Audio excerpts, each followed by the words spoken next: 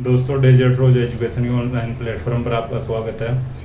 अपन आज की क्लास में भारत की प्रथम आदिवासी राष्ट्रपति की बात करते हैं। श्रीमती द्रौपदी मुर्मू भारत की प्रथम आदिवासी राष्ट्रपति बनी है।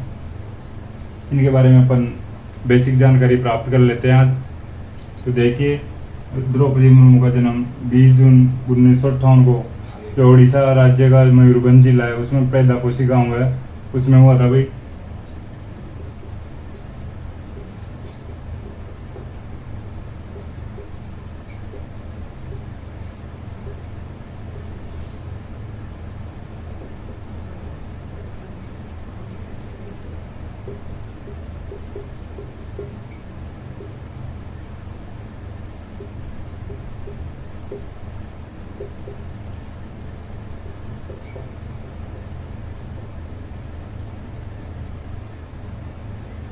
ठीक है, बेदापोशी गांव में मयूरभंज जिले का है जो ओडिशा राज्य में।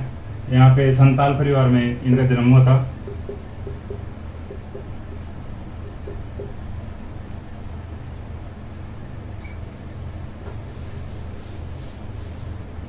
इन्होंने अपना व्यावसायिक जीवन की शुरुआत शिक्षिका के रूप में प्रारंभ की।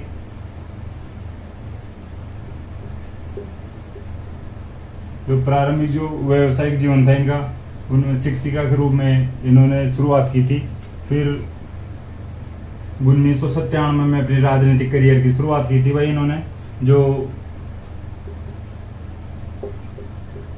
रायरंगपुर नगर पंचायत के पार्षद के रूप में इन्होंने अपने राजनीतिक जीवन की शुरुआत की थी।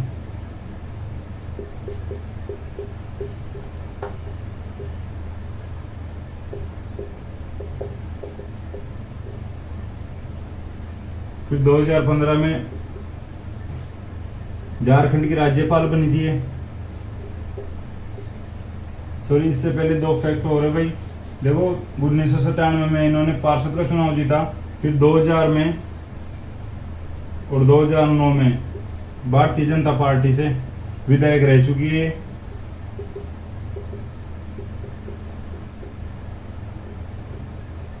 ठीक है भाई।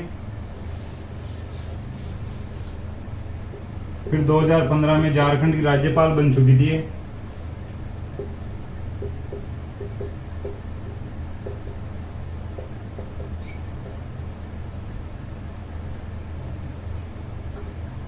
देखो, ये झारखंड की प्रथम महिला राज्यपाल बनी 2015 में। इसी के साथ भारत के किसी भी राज्य की प्रथम आदिवासी राज्यपाल भी बनने का इनको गौरव प्राप्त हुआ है।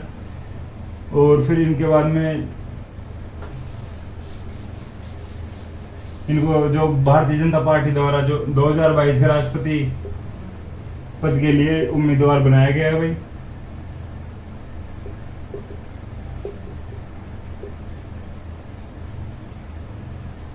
चौबीस जून 2022 को इनका जो नामांकन भरा गया है राष्ट्रपति पद के लिए।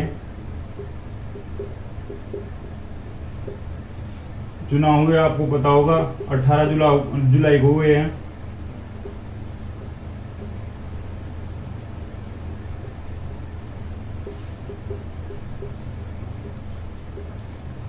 परिणाम 21 जुलाई को आया है भाई।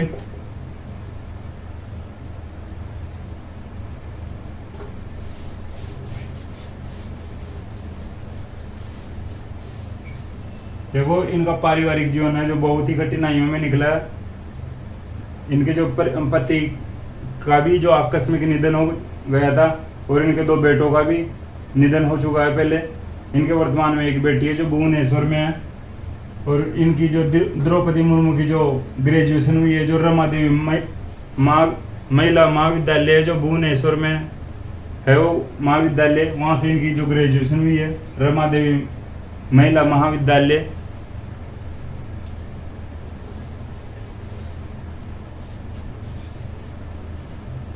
और मैं आपको बता चुका 2000 और 2009 में बीजेपी से विधायक रही है भाई।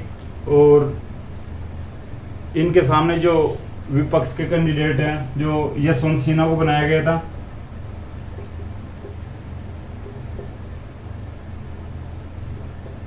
देखिए, ये एक IAS अधिकारी थे पहले। 1984 में इन्होंने आईएएस अधिकारी के पद से इस्तीफा दे दिया। फिर जनता दल में सदस्य बने। जनता दल से फिर बाद में भारतीय जनता पार्टी में आ गए। भारतीय जनता पार्टी के जो सदस्य बन गए। फिर 2018 में भारतीय जनता पार्टी को छोड़ दिया और इन्होंने 2021 में टीएमसी की सदस्यता ग्रहण कर ली।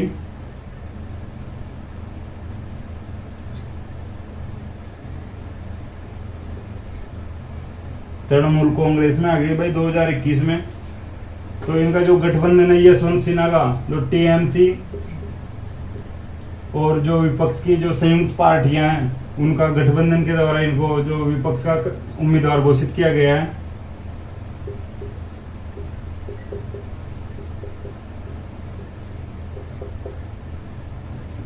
और जो द्रौपदी मुर्मू का गठबंधन था वो राजद से था भाई, राजग से। राष्ट्रीय जनता दल गठन था भाई इनका जो गठबंधन था जो, और बीजेपी की जो कैंडिडेट थी।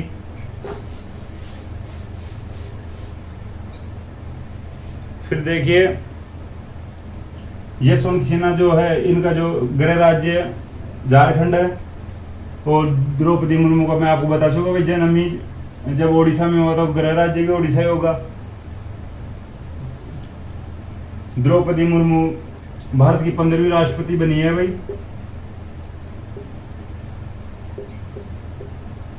तो 14वें हैं जो रामनाथ कोविंद है।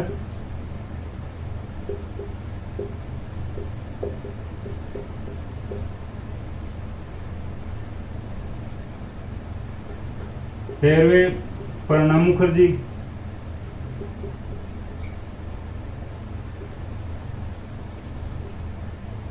और जो 12वीं राष्ट्रपति बनी थी भाई, जो भारत की प्रथम महिला राष्ट्रपति थी, वो श्रीमती प्रतिभा देवी सिंह पाटिल बनी थी।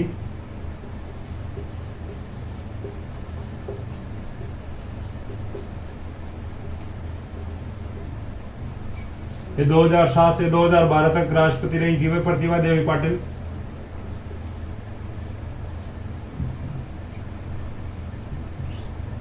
जो प्रणब मुखर्जी 2012 से 2017 तक रहे थे, जुलाई 2017 तक। जो रामनाथ कोविंद जी है, ये जुलाई 2017 से 22 तक रहे हैं। और वर्तमान में जो आपको पता ही है, द्रौपदी मुर्मू 15वीं राष्ट्रपति बन चुकी है, जो 2022 में बनी है।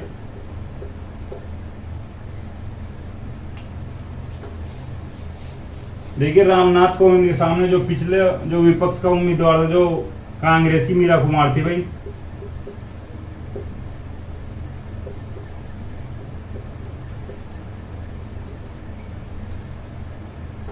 प्रणब मुखर्जी को पुनर्निर्वाचन के लिए उम्मीदवार बनाया जा रहा था, लेकिन प्रणब मुखर्जी ने खुद ने ही स्वास्थ्य संबंधी कारणों का हवाला देते हुए मना कर दिया था। फिर जो मीरा कुमार को उम्मीदवार बनाया गया था रामनाथ कोविंद के सामने, जो विपक्ष का उम्मीदवार। फिर इसके बाद में अपन राष्ट्रपति संबंधित जो भी कुछ और आर्टिकल वगैरह है, इनकी भी चर्चा कर लेते हैं, थोड़ी बहुत बेसिक जानकारी प्राप्त कर लेते हैं। देखिए जो कार्यपालिका के अंतर्गत आता है भाई राष्ट्रपति का जो भी आर्टिकल आते हैं जो, और कार्यपालिका का उल्लेख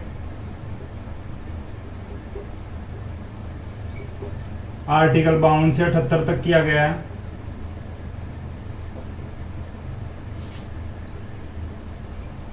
ये भाग 5 में आती है कार्यपालिका।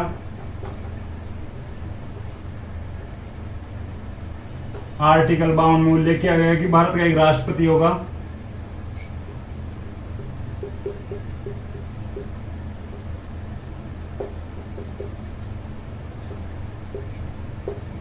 आर्टिकल 53 में उल्लेख किया गया है कि संघ की समस्त कार्यपालिका शक्तियां जो राष्ट्रपति में निहित होगी।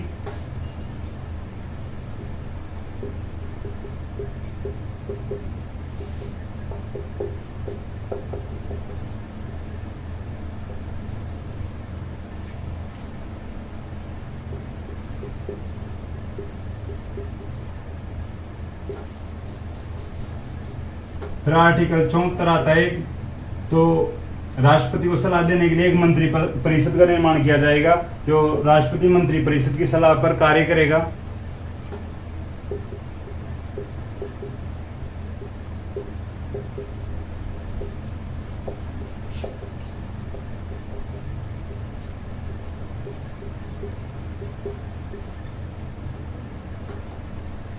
फिर आर्टिकल 54 आता है, जो राष्ट्रपति का जो निर्वाचक मंडल है चलो इसको मिटा देते हैं अपन।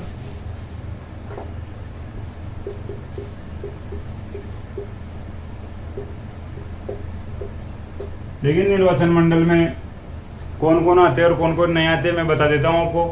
तो निर्वाचन मंडल के अंतर्गत जो लोकसभा और राज्यसभा के जो निर्वाचित सदस्य होते हैं वो निर्वाचन मंडल में भाग लेते हैं, जो राष्ट्रपति का निर्वाचन होता है उसमें भाग लेते हैं।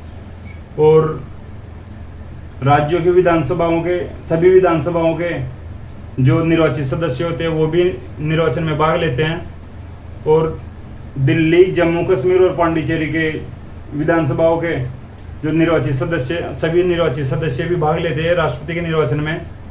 फिर इसके बाद में ये क्वेश्चन बनता है कि राष्ट्रपति के निर्वाचन में भाग कौन कौन नहीं लेता है। तो देखिए इसमें लोकसभा और राज्यसभा के जो मनोनीत सदस्य होते हैं वो भाग नहीं लेते हैं। विधानसभाओं राज्यों की विधानसभाओं के जो मनोनीत सदस्य होते हैं वो भाग नहीं लेते हैं। और विधान परिषदों के मनोनीत और निर्वाचित दोनों सदस्य भाग नहीं लेते इनमें जो निर्वाचन मंडल में। हालांकि राजस्थान में विधान परिषद अभी तक नहीं है। तो ये देखिए आपको मैं बता चुका कि कौन कौन इसमें भाग नहीं ले सकता है और कौन कौन इसमें भाग ले सकता है जो राष्ट्रपति का निर्वाचन मंडल में। फिर इसके बाद में जो आर्टिकल 55 आता है, जो राष्ट्रपति के निर्वाचन की पद्धति आती है उसमें।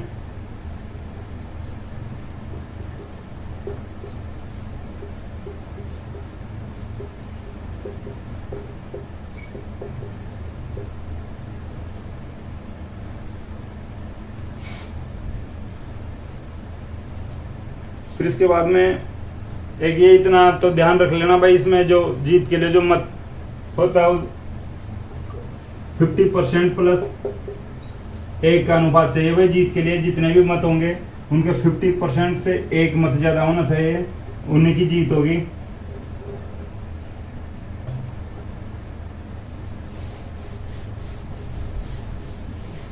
देखिए राष्ट्रपति के निर्वाचन मंडल में जो राष्ट्रपति का जो चुनाव होता है उसमें एमपी और एमएलए के जो होते हैं उनका मतों का मूल्य तैयार किया जाता है भाई। जो मतों का मूल्य निकाला जाता है तो एमएलए के मतों का मूल्य निकाला जाता है पहले, फिर एमपी के मत का मूल्य जो तय किया जाता है। तो राजस्थान के एमएलए का मत मूल्य 129 है।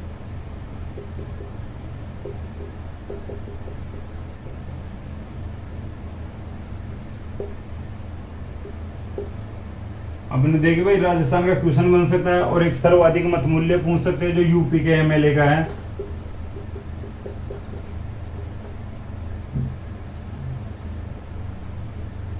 $208 है जो सर्वाधिक है। और सबसे कम सिक्किम का पूछा जा सकता है।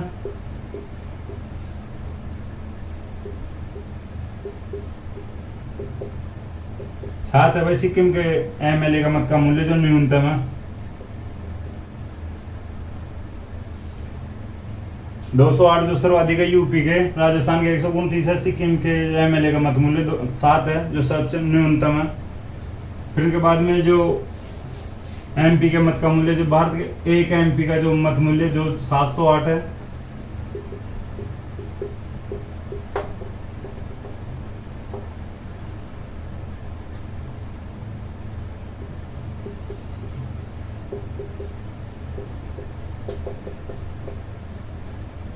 ठीक है भाई।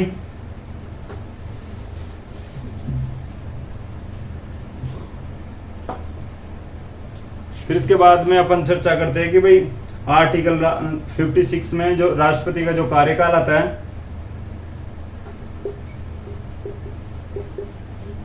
देखिए 5 वर्ष के लिए होता है वही कार्यकाल, जो शपथ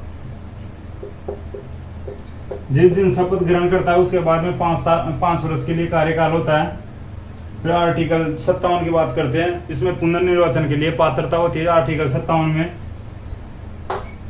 देखिए पिछली बार जब रामनाथ कोविंद राष्ट्रपति बने थे, उनके सामने जो विपक्ष के जो उनसे पहले जो राष्ट्रपति थे प्रणब मुखर्जी, उनको विपक्ष ने पुनर्निर्वाचन के लिए उम्मीदवार यानी पुनर्निर्वाचन के लिए घोषित किया था।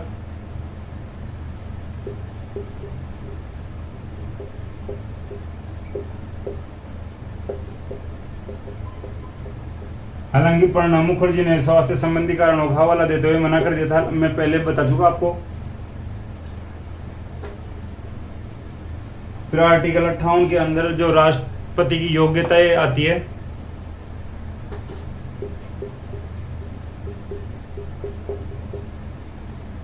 देखो ये शुरू से अपन पढ़ते आ रहे हैं कि राष्ट्रपति की उम्र 35 वर्ष होनी चाहिए, भारत का नागरिक हो, और एक योग्यता होती है कि वे लोकसभा को उम्मीदवार बनने की योग्यता रखता हो।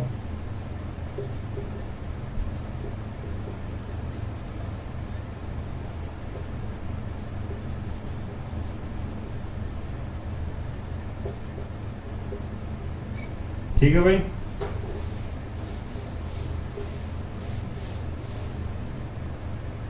फिर राष्ट्रपति की शर्तें आती है आर्टिकल 59 में, जो भी शर्तें होगी राष्ट्रपति के लिए जो आर्टिकल 59 में आएगी। फिर आर्टिकल 60 में राष्ट्रपति की शपथ आती है।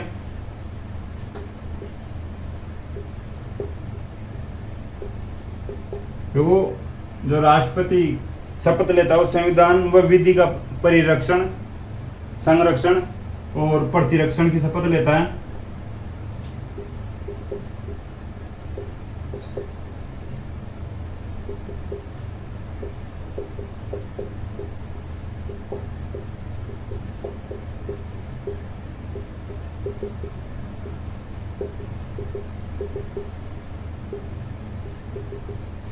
ठीक है, संविधान में विधि का परिरक्षण, प्रतिरक्षण और संरक्षण की शपथ लेता है, और साथ में जनता की सेवा और कल्याण में निरत रहूंगा, ये भी वही शपथ लेता है। फिर आर्टिकल 61 की बात करते हैं अपन, जिसमें राष्ट्रपति पर महाभियोग की प्रक्रिया चलाई जाती है। राष्ट्रपति जब संविधान का अतिक्रमण करे या खुद के अकॉर्डिंग अगर कोई भी संविधान के खिलाफ फैसला लेता है तो यह महाभियोग की प्रक्रिया चलाई जा सकती है भाई, आर्टिकल 61 के तहत।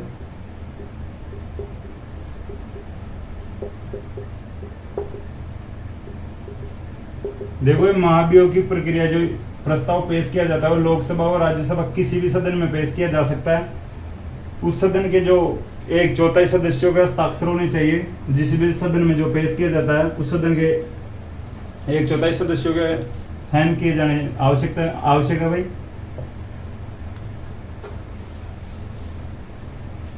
फिर 14 दिन के बाद सदन में चर्चा होगी इस पे। 14 दिन का जो नोटिस दिया जाएगा उसके बाद चर्चा होगी भाई इसमें। फिर इसमें पहला सदन इसमें आरोप लगाता है, फिर दूसरे जो पहला सदन जो आरोप लगाएगा इसमें तो प्रस्ताव कम से कम 2/3 सदस्यों के द्वारा बहुमत यानी कुल सदस्यों के 2/3 बहुमत से यह प्रस्ताव पेश किया जाना चाहिए भाई। फिर दूसरे सदन में भेजा जाता है। फिर राष्ट्रपति यानी जो राष्ट्रपति को अपना पक्ष रखने का अवसर दिया जाता है। राष्ट्रपति खुद भी अपना पक्ष रख सकता है और उसका द्वारा जो भेजा गया यानी खुद के द्वारा जो नियुक्त किया गया प्रतिनिधि होता है उसको भी इसका पक्ष रखने का अवसर दिया जाता है भाई।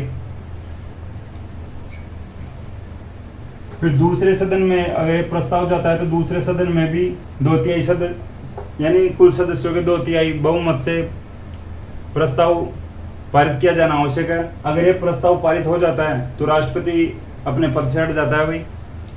तो ये देखिए राष्ट्रपति से संबंधित अपन ने जो भी आर्टिकल्स थे उनके बारे में चर्चा की है। तो कुछ एक आध फैक्ट्स और है राष्ट्रपति चुनाव से संबंधित, उनकी भी अपन चर्चा कर लेते हैं। जो राष्ट्रपति और उपराष्ट्रपति के चुनाव की अधिसूचना है वो जो निर्वाचन आयोग जारी करता है।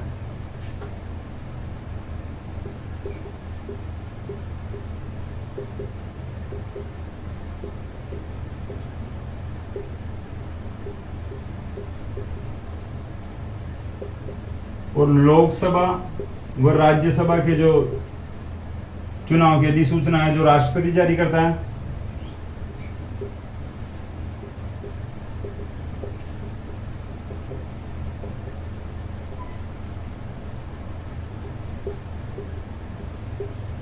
ठीक है भाई।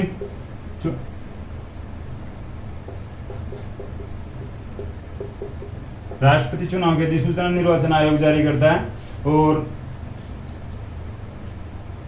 जो लोकसभा और राज्यसभा के चुनाव की अधिसूचना राष्ट्रपति जारी करता है।